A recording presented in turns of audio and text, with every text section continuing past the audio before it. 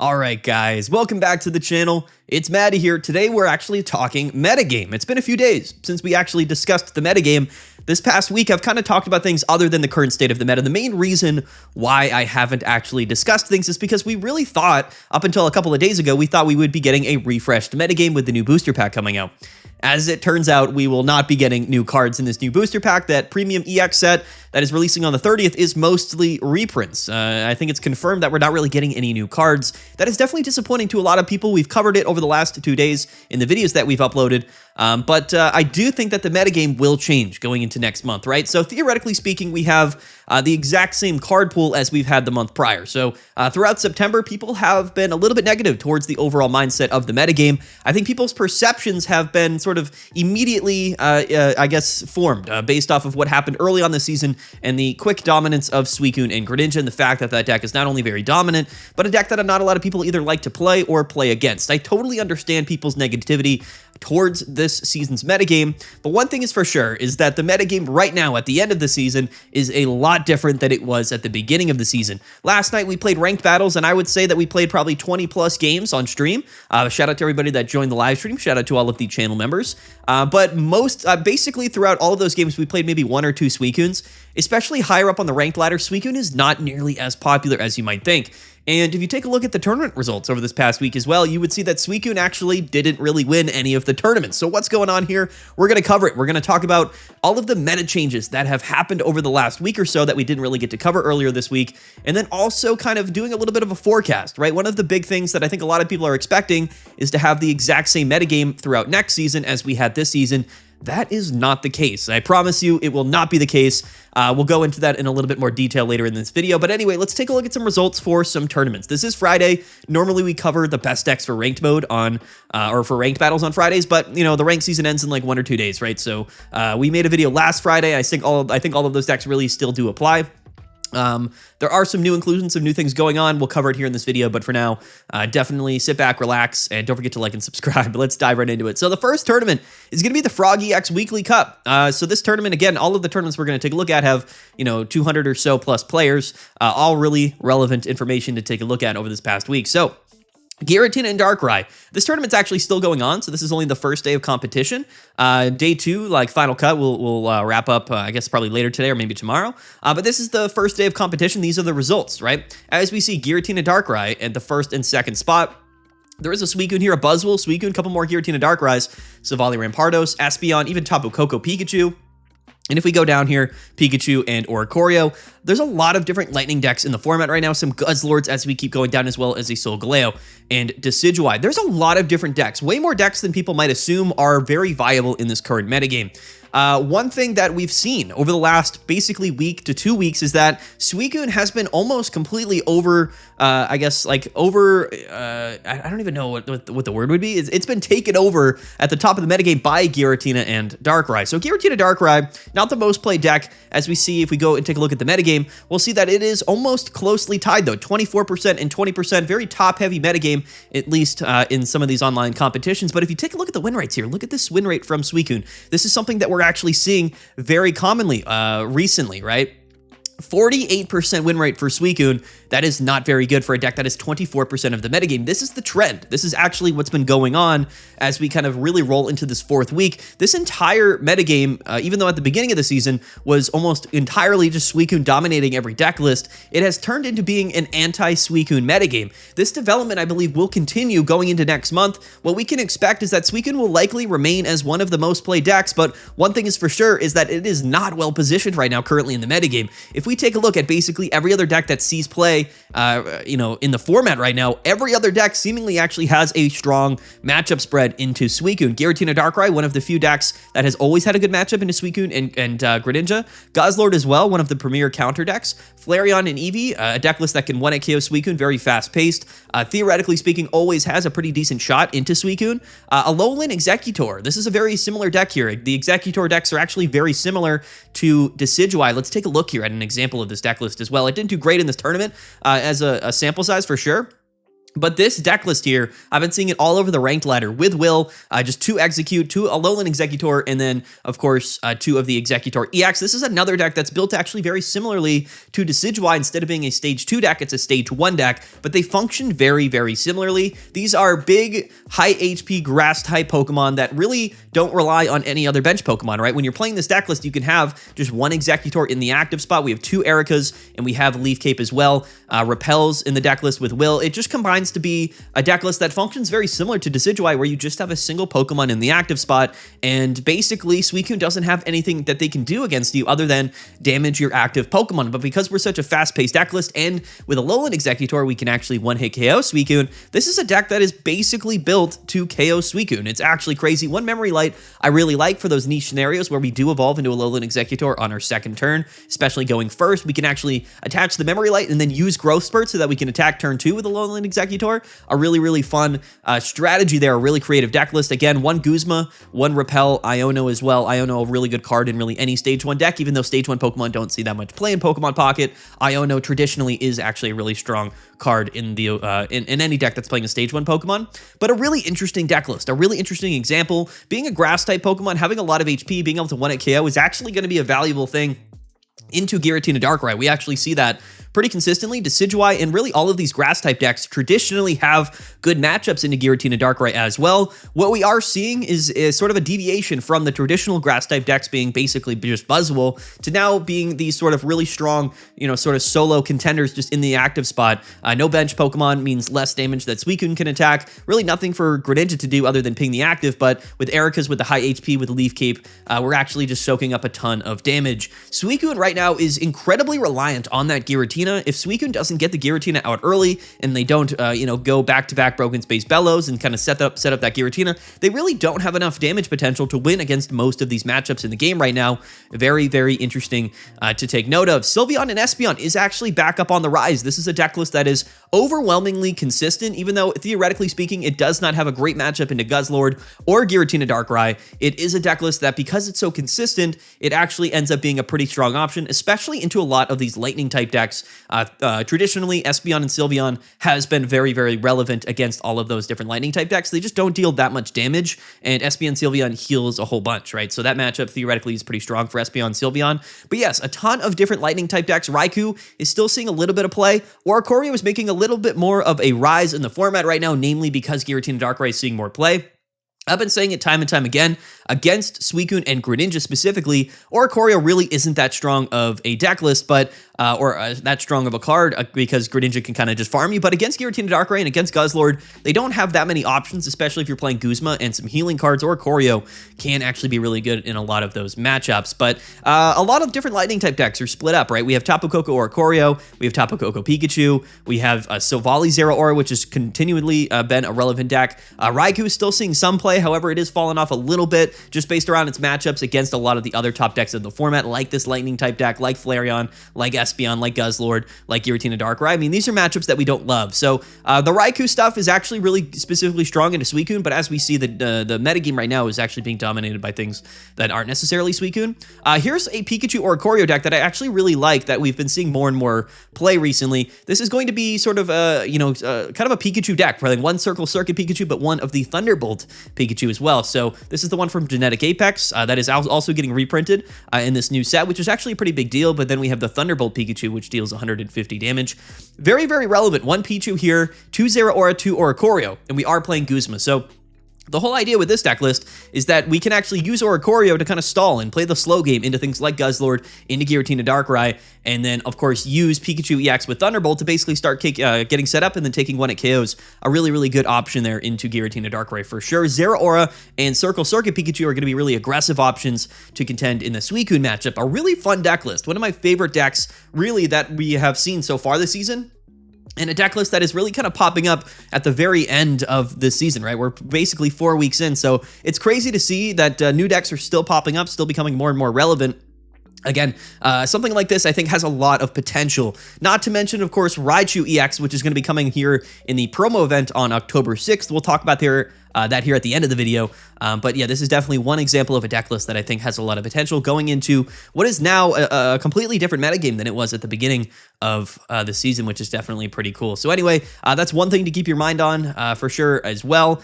The other thing that we haven't seen a lot of in terms of play rate, but something that is always really successful, is Umbreon. We'll take a look at it later in this video. But yeah, if we take a look at the standings here, things are very, very different.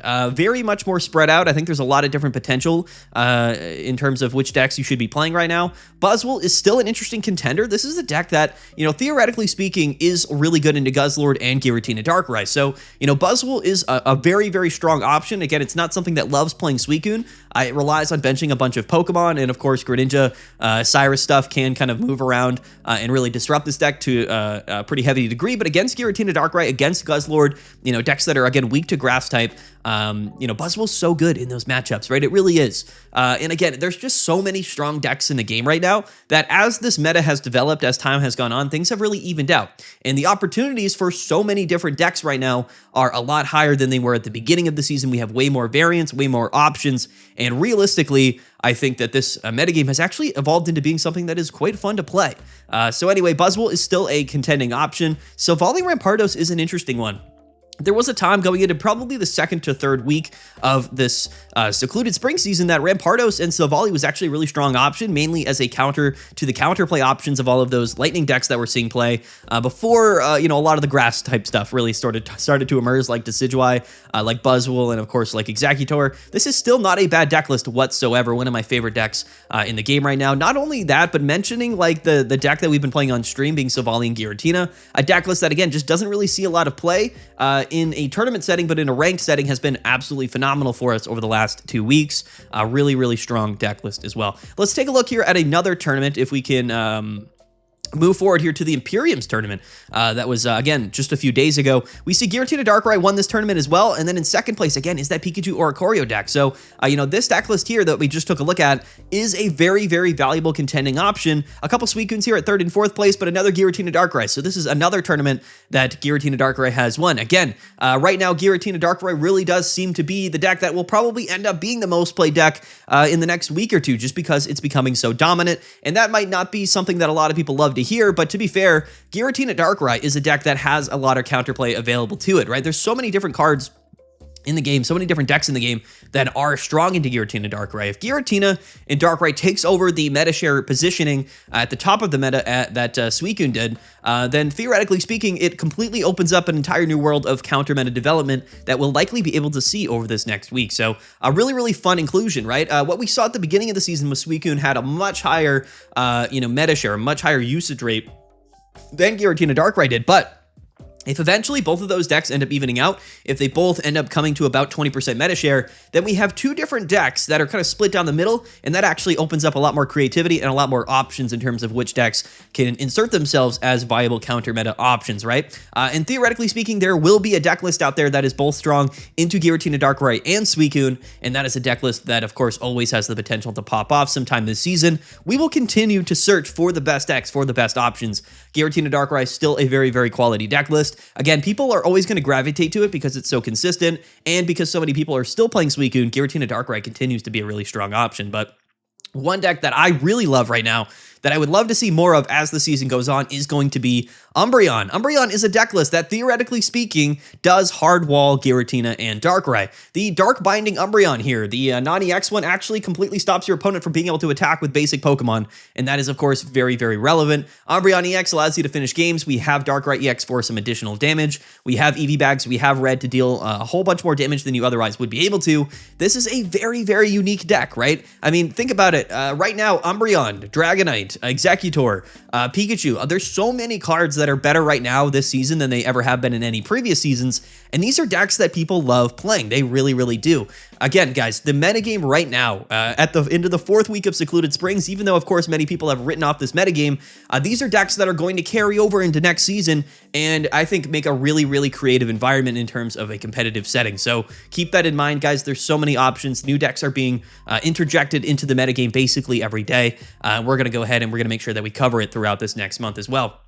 The other thing to note is that we will be running our own tournament series starting the first weekend, or a week from tomorrow, I would say. So when there's no tournament this weekend, but a week from tomorrow, we will be starting our tournament series, our weekly tournament series. It'll likely be standard tournaments. We might run some legacy or ban list tournaments, side events throughout the week, but there's going to be sort of a weekly standard tournament series with prize money on the line. We're going to try to promote it and make as large of a tournament as possible, and basically give people a secondary outlet to compete in Pokemon Pocket, aside from, of course, the ranked battle season, which I assume a lot of people will still participate in, but it's not going to be maybe everybody's cup of tea, right? Again, so many cards from previous sets are really relevant. These are all cards that are getting reprinted in the next mini set, which I think is really, really cool as well. So big shout out to Umbreon, a very unique deck in a variety of matchups as well.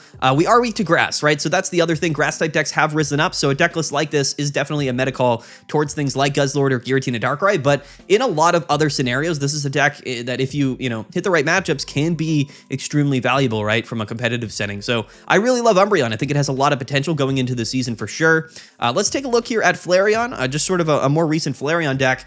Flareon, again, it is sort of a constant in the metagame right now. As far as like high roll turbo decks go, Flareon really is the perfect example of that. There's nothing that any deck can do by getting hit by 150 to 170 damage on turn 2. You're going to lose the game if that happens, right? So having a real high roll deck like this, I think, is valuable for the metagame, and Flareon will continue to see play. It's actually going to get better and better because more grass decks are seeing play. Again, so many different weird developments are happening that I think will kind of carry over and continue to develop into next season. I'm actually really excited to see how things unfold. Again, for anybody watching this video that, of course, would like to participate this season, I think that we're going to have a really, really fun time. Again, there's a lot to this metagame aside from just Giratina, Darkrai, and Suicune. That's what we're kind of talking about today.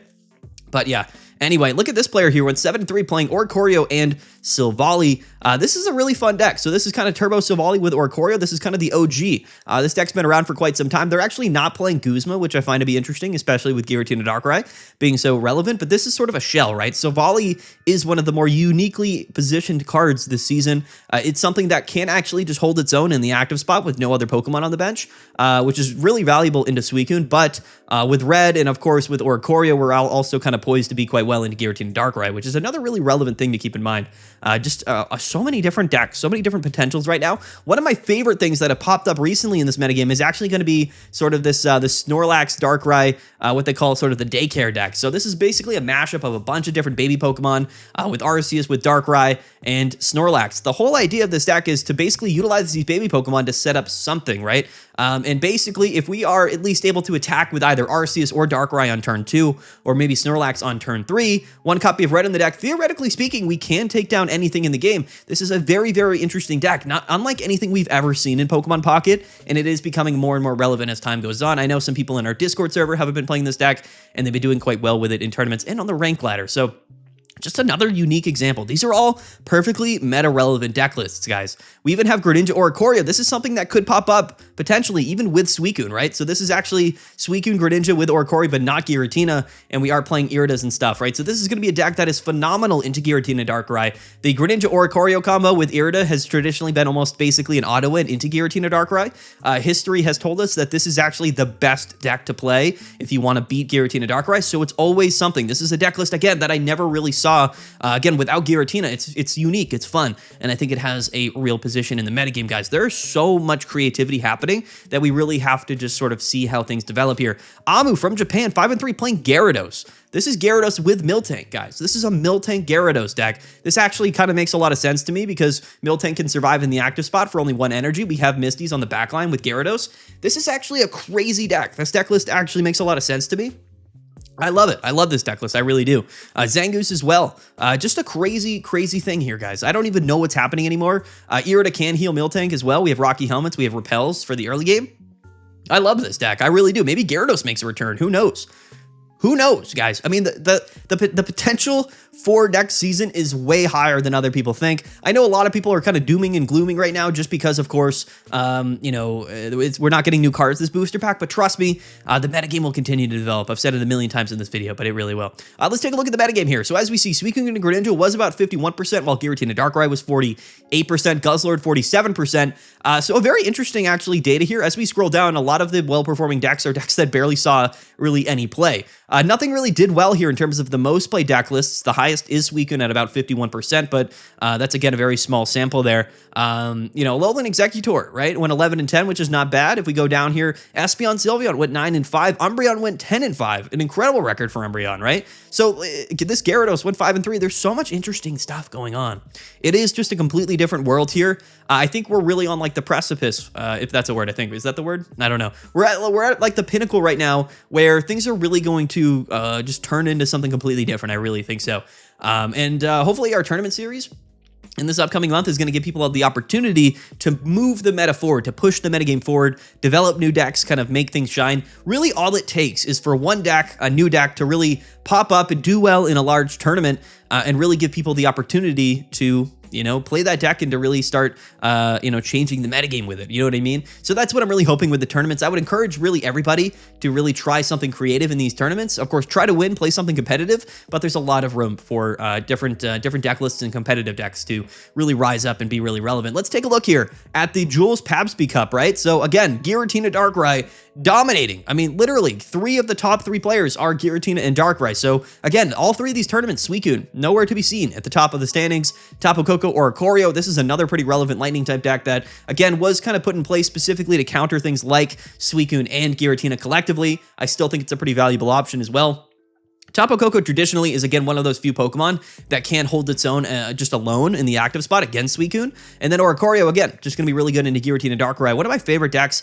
So many different lightning type decks. I think that that's really the only thing holding back the lightning type right now. The way that the metagames work traditionally is that people will really settle on a specific deck list, and then the more people that play it, the more common it gets and the more it interjects itself into the metagame. The thing with the lightning type this season is that there's like 5 to 10 different variations of lightning type decks, and nobody really knows what the best version of these lightning type decks has, which has really made people feel like there isn't a significant lightning type deck in the format, when really there's a bunch of them. None of them are just seeing that much play, right? So I think that's healthy from a creative perspective, but from people's interpretations of the metagame, it does mean that a lot of people off the top of their heads can't really think of a really high level lightning type deck right now. That Pikachu one was very interesting.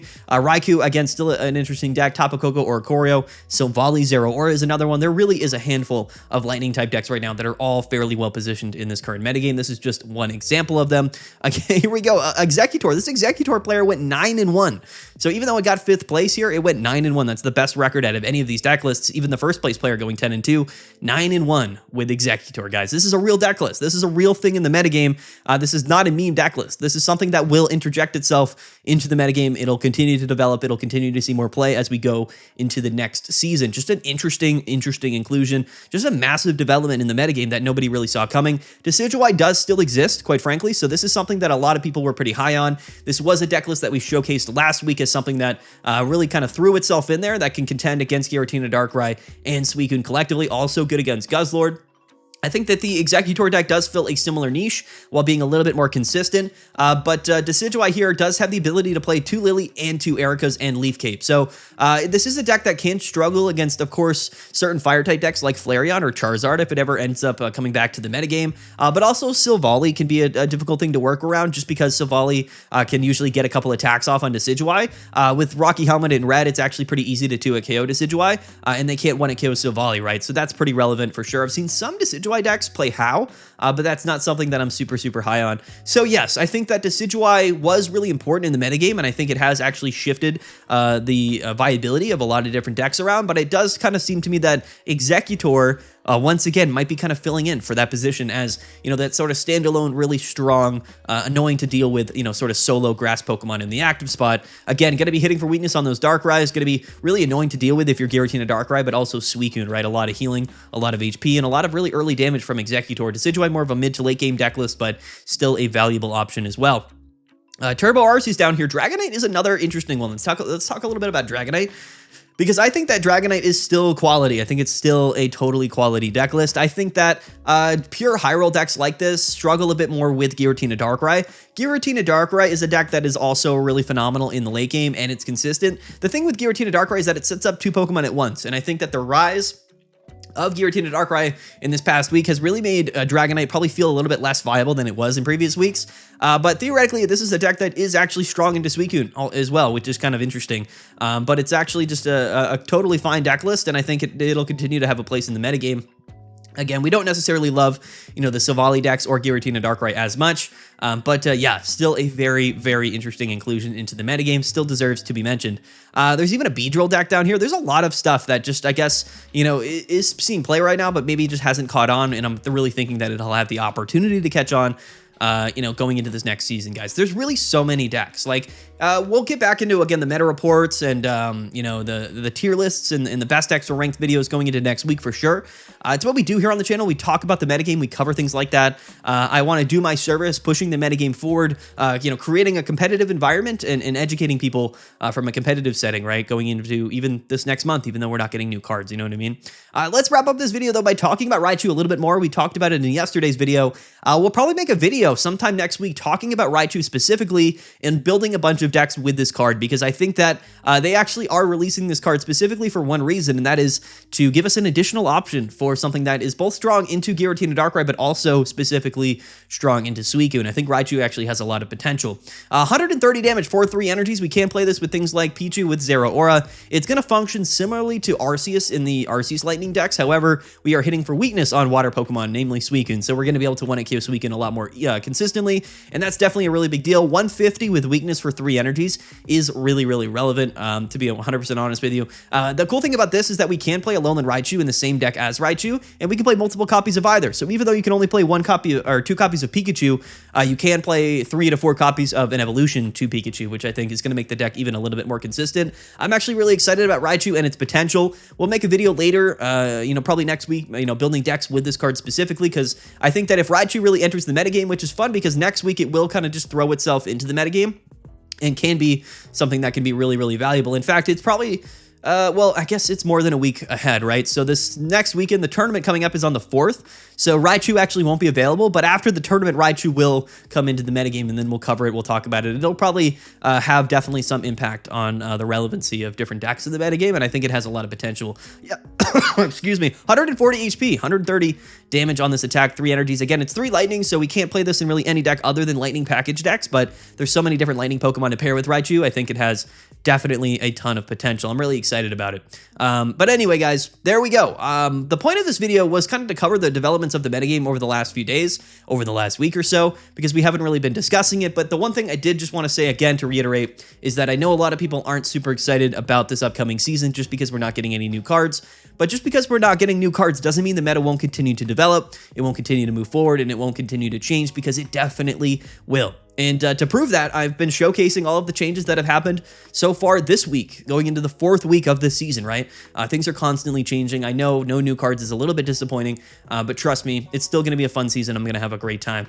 Big shout out to everybody that has been watching the videos over the last few days, everybody that has been supporting the channel. Again, stay tuned. News about the new tournament series coming starting a week from tomorrow. We'll be talking about it next week for sure a lot. We're also going to be doing more live streaming, so go check out the Twitch and then stay tuned for all of the YouTube streams. You can get notified about all of that down in the Discord server. Link to the Discord server down below.